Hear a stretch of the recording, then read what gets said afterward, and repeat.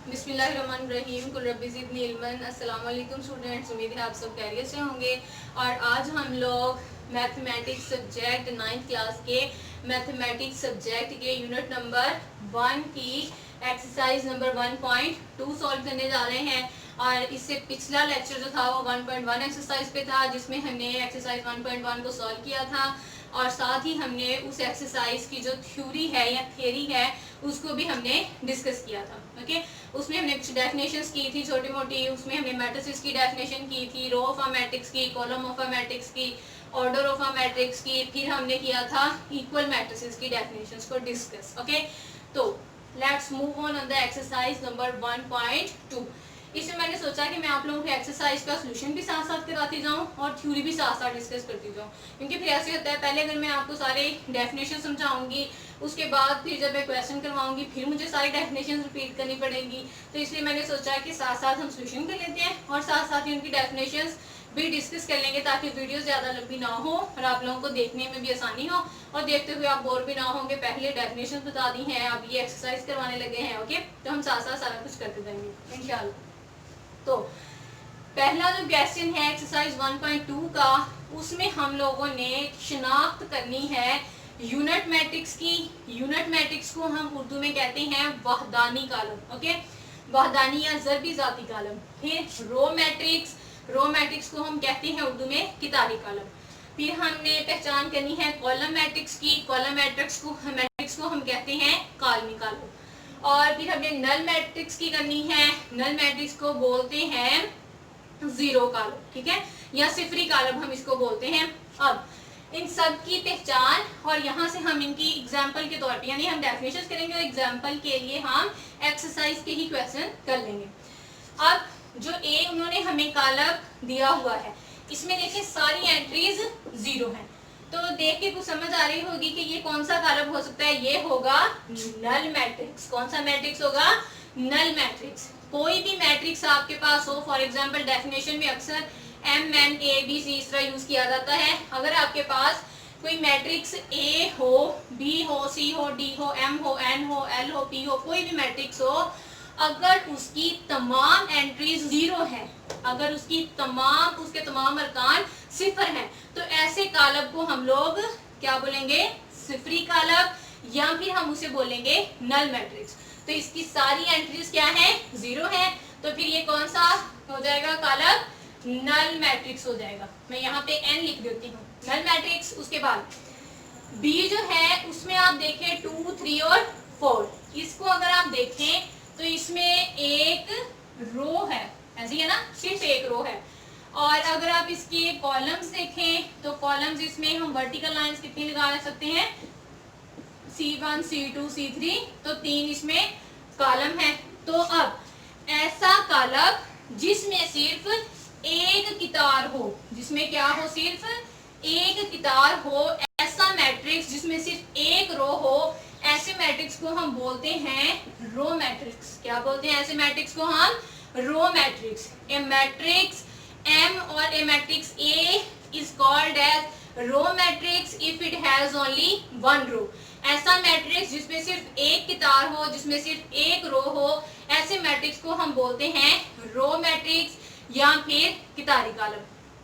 फिर अगर आप C को देखें तो C में अगर आप कॉलम देखें तो कॉलम एक है, जबकि अगर आप रोज देखें तो रोज क्या है? 3 है। तो अब इसमें कॉलम क्या है? एक। तो ऐसा कॉलम जिसमें सिर्फ एक कॉलम हो, या a matrix which has only one column is called as column matrix. ऐसा कॉलम जिसमें सिर्फ एक कॉलम हो, ऐसे कॉलम को हम बोलते हैं कालमी column. Okay, understand? Definition example के साथ हो रही है ना, एक्सरसाइज भी सॉल्व होती जा रही है, डेफिनेशन भी होती जा रही है और उनकी एग्जांपल भी, और इसी तरह आपने साथ साथ याद भी करी जाना है। फिर अब इसको अगर हम देखें तो इसमें जो ये वाले, इसको हम बोलते हैं वतर।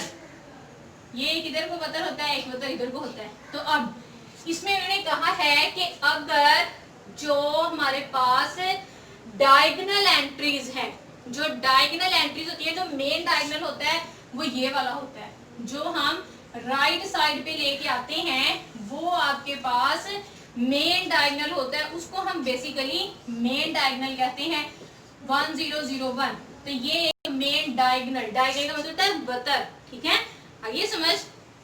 तो अब इसमें अगर ऐसा हो कि जो डायगोनल एंट्रीज हैं, जो वक्रीय अरकान हैं वो 1 हो, वो क्या हो 1 हो, और बाकी अरकान 0 हो, तो अब इस वाले को हम क्या बोलेंगे यूनिट मैट्रिक्स। क्या बोलेंगे इसे हम unit matrix. A matrix in which diagonal entries are 1, जिसमें वक्री अरकान 1 हो, उसे हम क्या बोलते हैं, उसे हम यूनिट मैट्रिक्स बोलते हैं, या वहदानी या ज़रबी जाती कालब बोलते हैं, ठीक है। और फिर अब इसको अगर हम देखें, इसमें भी क्या है, कालब में रो भी इसकी देखी जाए, अगर हम इसकी रो देखें, रो भी 1 है, इसका कॉलम देखें तो कॉलम भी 1 है, तो इसको हम इतना ज्यादा कॉलम या रो में नहीं लेके आ सकते, लेकिन क्योंकि इसकी एंट्री क्या है 0 है, तो फिर हम इस वाले कालब को क्या, कौन सा कालब बोल देंगे, सिफरी कालब या नल मैट्रिक्स, अंडरस्टैंड। फिर एफ की अगर हम बात करें तो इसमें कॉलम कितने हैं 1, और इसमें रोज कितनी है R1 R2 R3, लेकिन कॉलम कितना है 1। तो ऐसा कालब जिसमें 1 कॉलम हो, ऐसा मैट्रिक्स जिसमें 1 कॉलम हो, उसे हम क्या बोलते हैं कॉलम मैट्रिक्स। कौन सा मैट्रिक्स बोलते हैं उसे, कॉलम मैट्रिक्स। तो ये अब आप लोगों ने कौन कौन सी डेफिनेशंस कर ली हैं, आपने रो मैट्रिक्स की कर ली है, कॉलम मैट्रिक्स की कर ली है, नल मैट्रिक्स की कर ली है, और यूनिट मैट्रिक्स की। फिर है क्वेश्चन नंबर 2।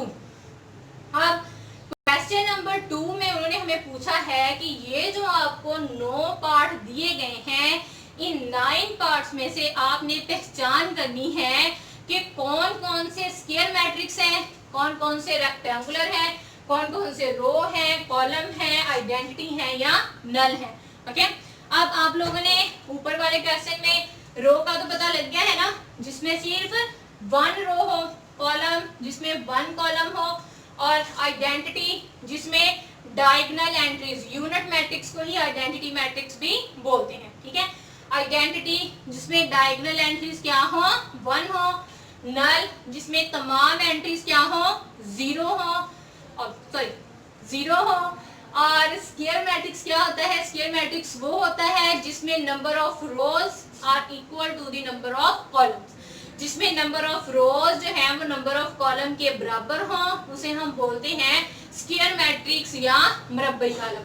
जैसे अक्सर हम लोग जब स्क्वायर बनाते होते हैं, शायद मुझसे यहाँ पे सही बन जाए, जब हम स्क्वायर बनाते हैं तो हम क्या करते होते हैं, हम कहते हैं जिसकी चारों साइडें बराबर हों, उसे हम क्या बोलते हैं मुरब्बा या स्क्वायर। तो इसी तरह ऐसा कॉलम, ऐसा मैट्रिक्स जिसमें number of rows are equal to the number of column is called as square matrix. फिर रेक्टेंगुलर क्या होता है, जब हम रेक्टेंगल बनाते हैं तो चारों साइडें नहीं हम बराबर रखते ना, हम कहते हैं आमने सामने वाली 2 साइडें बराबर हों, यानी इसमें चारों साइडें बराबर नहीं होती। तो इसी तरह रेक्टेंगुलर मैट्रिक्स में क्या होगा, रेक्टेंगुलर मैट्रिक्स में number of rows are not equal to the number of columns, understand. Square कौन सा होता है जिसमें नंबर ऑफ रोज बराबर हो नंबर ऑफ कॉलम्स के, रेक्टेंगुलर कौन सा होता है जिसमें number of rows are not equal to the number of columns. Row matrix, a matrix which has only 1 row is called as row matrix, a matrix which has only 1 column is called as column matrix. Identity matrix, a matrix in which diagonal entries are 1 is called as identity matrix. Null matrix, a matrix in which all the entries are 0 is called as null matrix. Okay? अच्छा, उसके बाद मुरब्बई कालब, उर्दू में भी repeat कर लेते हैं। मुरब्बई कालब कौन सा होता है जिसमें कितारों की तादाद कालमों की तादाद के बराबर हो। और उसके बाद मुस्ततीली कालब कौन सा होता है जिसमें कितारों और कालमों की तादाद बराबर ना हो। कितारी कालब कौन सा होता है जिसमें सिर्फ एक कितार हो। कालमी कालब कौन सा होता है जिसमें सिर्फ एक कलम हो। आइडेंटिटी मैट्रिक्स या वहदानी या ज़रबी ज़ाती कालब कौन सा होता है जिसमें जो वतरी अरकान है वो एक हो। नल मैट्रिक्स या सिफरी कालब कौन सा होता है जिसमें तमाम अरकान सिफर हो। तो अब इनमें से आपने पहचान करनी है। सबसे पहले हम इनका ऑर्डर लिख लेते हैं। ओके, इसका अगर आप देखें तो इसके रोज जो हैं वो इसकी 2 हैं और कॉलम जिसके 3 है, तो 2/3। इसको देखें तो इसमें रोज 3 बनेंगी और कॉलम 1, तो 3/1। इसको अगर आप देखें तो 2 रोज और 2 कॉलम, तो 2/2। इसको देखें तो 2 रोज और 2 कॉलम, 2/2। अगर हम इसको देखें तो इसमें रो कॉलम बनेंगे 2 और रोज बनेंगी 3, तो 3/2।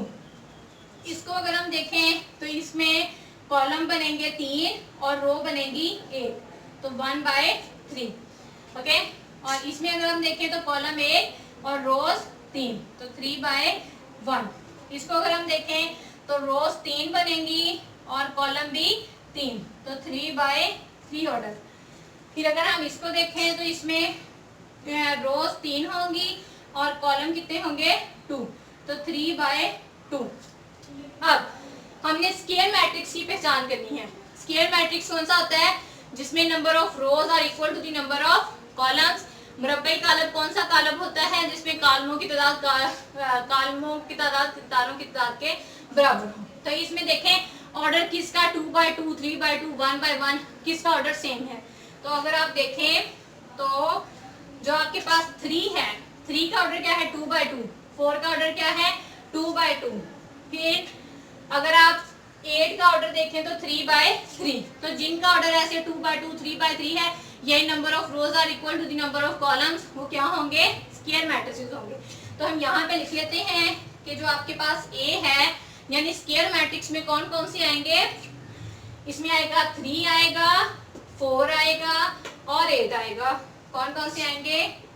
3, 4 एंड 8। ओके, उसके बाद रेक्टेंगुलर मैट्रिक्स कौन सा होता है? जिसमें number of rows are not equal to the number of columns. तो 2/3 ये इसमें number of rows number of columns के इक्वल नहीं है, तो ये भी रेक्टेंगुलर मैट्रिक्स, यानी बी में क्या आएगा 1 आ गया। फिर 2 में ऑर्डर क्या है 3/1, तो ये भी क्या होगा? Number of rows are not equal to the number of columns, ये भी रेक्टेंगुलर मैट्रिक्स, 2 भी आ गया। फिर 3 और 4 तो स्क्वायर हो गए। 5 को देखें 3/2, इसमें भी ऑर्डर सेम नहीं है। ओके, यानी number of rows are not equal to the number of columns, तो 5 भी क्या है? रेक्टेंगुलर मैट्रिक्स है। फिर अगर हम देखें 6 को, तो 6 में भी number of rows are not equal to the number of columns, ये भी रेक्टेंगुलर है। 7 भी क्या है? रेक्टेंगुलर है। और इसके अलावा 8 भी इसमें क्या होगा? रेक्टेंगुलर मैट्रिक्स होगा। अंडरस्टैंड? फिर रो मैट्रिक्स कौन सा होता है? जिसमें सिर्फ एक रो हो। तो जो आपके पास सी है रो मैट्रिक्स, यानी कौन कौन सी होंगे जिसमें सिर्फ एक रो हो। तो एक रो किसमें है? इसमें सिर्फ एक रो है 1। जो पहला नंबर होता है वो रोज को रिप्रेजेंट करता है, जो सेकंड नंबर होता है डिजिट होता है वो कॉलम्स को रिप्रेजेंट करता है। तो जो आपके पास 6 है वो क्या है? कॉलम मैट्रिक्स है। फिर रो मैट्रिक्स है। फिर अगर हम डी की बात करें तो डी में कॉलम मैट्रिक्स, और कॉलम मैट्रिक्स कौन सा होता है? मैट्रिक्स होता है जिसमें नंबर ऑफ कॉलम्स आर 1। ठीक है, यानी ये matrix which has only 1 column is called as column matrix. तो इसमें किसमें एक कॉलम है? सेकंड डिजिट देखें, इसमें आता है सेकंड एंड 7th। ओके, तो इसमें आएगा 2 एंड 7। फिर उसके बाद आप देखें ई हमारे पास क्या है? Identity matrix. तो ई में क्या आएगा हमारे पास कि जिसमें डायगोनल एंट्रीज 1 हो। तो इसमें डायगोनल एंट्रीज 1 है ना, ये वाला जो डायगोनल है इसकी एंट्रीज क्या है 1। बाकी सबको गौर से देख लें आप लोग, किसी में भी डायगोनल एंट्रीज 1 नहीं है।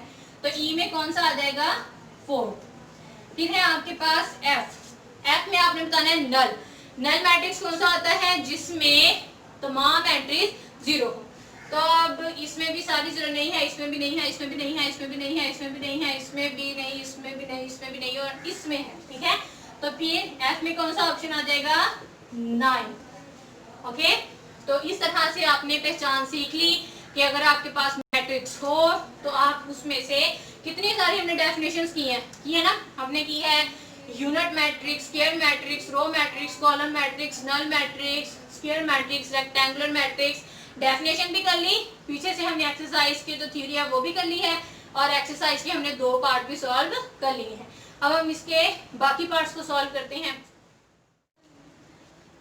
जी तो स्टूडेंट्स, अब हम लोग क्वेश्चन नंबर 3 पे है एक्सरसाइज 1.2 के, और इसमें हम लोगों ने पहचान करनी है डायगोनल मैट्रिक्स की, स्क्वायर मैट्रिक्स की और स्केलर मैट्रिक्स की और यूनिट मैट्रिक्स की।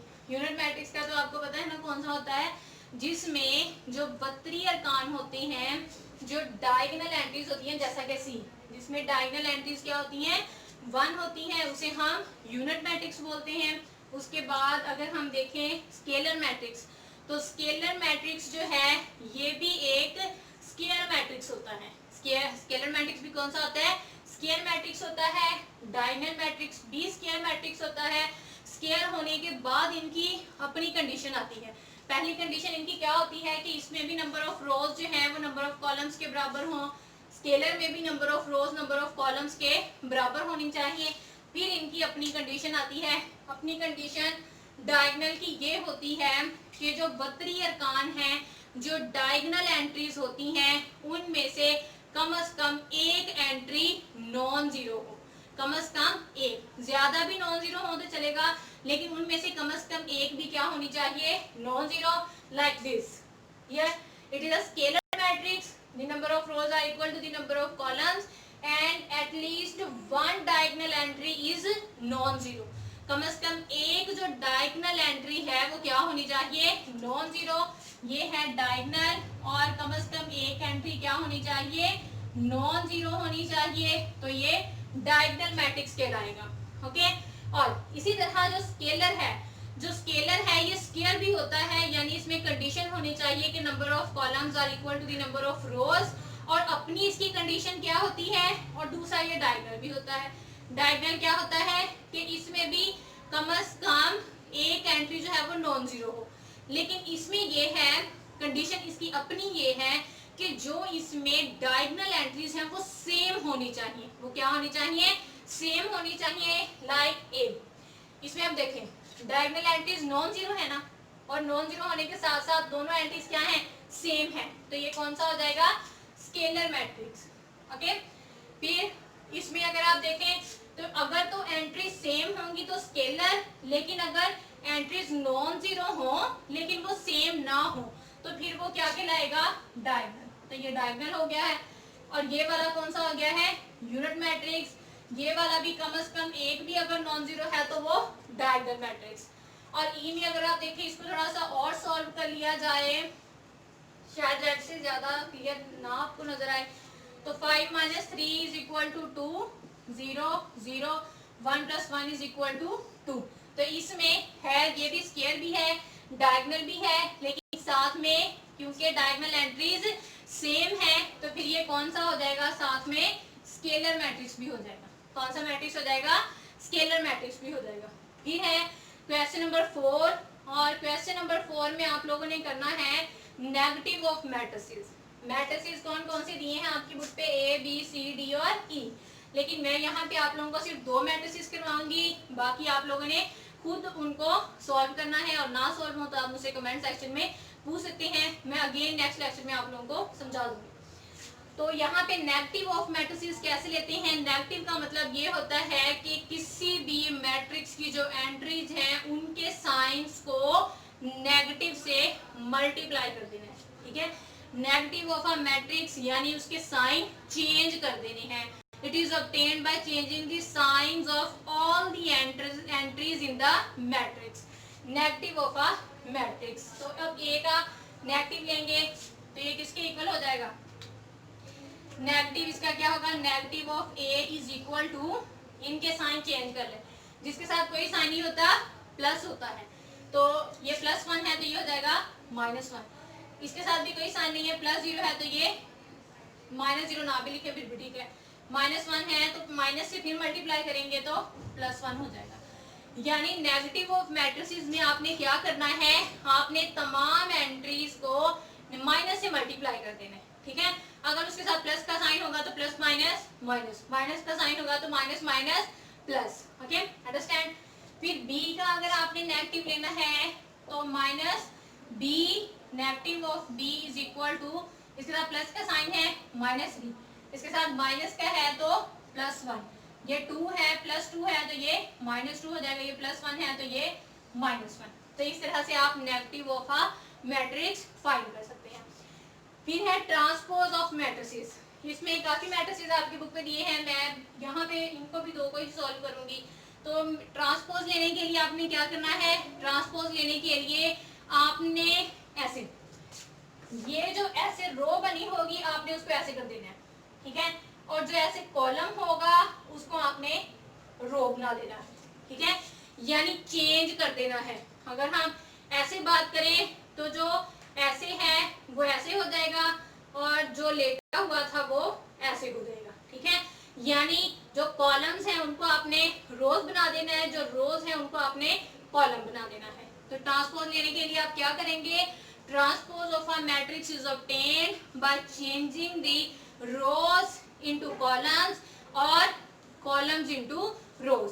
किसी भी कॉलम की अगर कितारों को कॉलमों में बदल दिया जाए, कॉलमों को कितारों में बदल दिया जाए तो हम उसका ट्रांसपोज हासिल कर लेते हैं। जैसा कि ए, इसमें अब ये क्या है, ये खड़ी है ना, नंबर्स खड़े हैं, तो आपने ये कॉलम हो गया, कॉलम का आपने क्या बना देना है, रो।